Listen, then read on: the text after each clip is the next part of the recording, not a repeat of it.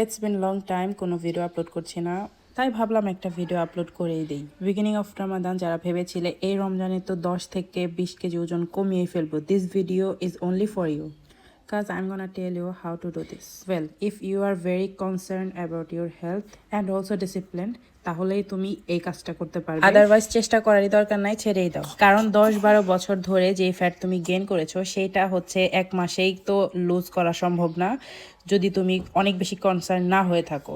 শুধু একটু না খেয়ে থেকে এগুলা করবে এটা ভাবছো, no, it's not gonna happen. নিজের বডিকে একটু টাইম দাও, ওকে তুমি কি করতে চাচ্ছ সেটা বোঝার জন্য ওকে একটু স্পেস দাও, তাহলেই। এর সাথে সাথে রেগুলার হচ্ছে পানি খাওয়া আর এক্সারসাইজ তো মাস্ট করতেই হবে। আর সাথে তোমাদের জন্য আজকে রেসিপি একটা দিয়ে দিয়েছি, সেটা হচ্ছে ফার্স্টে একটা বোলের মধ্যে টক দই লবণ দিয়ে এটাকে ভালো মতো মিক্সড করে এটার মধ্যে ওটস দিব, ওটস দিয়ে আবার একটু মিক্সড করে এটাকে রেখে দেবো কিছুক্ষণ। তারপর হচ্ছে এটা সোক করে গেলে আমরা সব যা যা ফল বাসায় অ্যাভেলেবেল আছে, যে ধরনের ফল আছে বাসায় সব ধরনের ফল এটার মধ্যে দিয়ে দিব। খেজুর আর কলাটা দিলে এটা একটু মিষ্টি মিষ্টি লাগে, এটা খেতে মজা লাগে।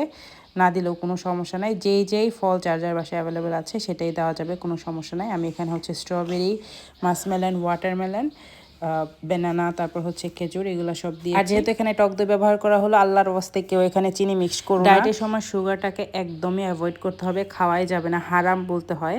তারপরে হচ্ছে ফ্রাইড জিনিস যে কোনো ভাজা পোড়াই অ্যাভয়েড করতে হবে। বিফোর ইফতার 15 মিনিট আগে এটাকে আমি রেডি করে রেখে দিয়েছিলাম। খাওয়ার আগে শুধু এটার উপর একটু পাম্পকিন সিড অ্যাড করে দিলাম, হুমায়রাও একটু দিল ঢং করে। তো এই তো আমাদের আজকের রেসিপি আজকে এই পর্যন্তই। আল্লাহ হাফেজ সবাইকে, থ্যাঙ্কস ফর ওয়াচিং।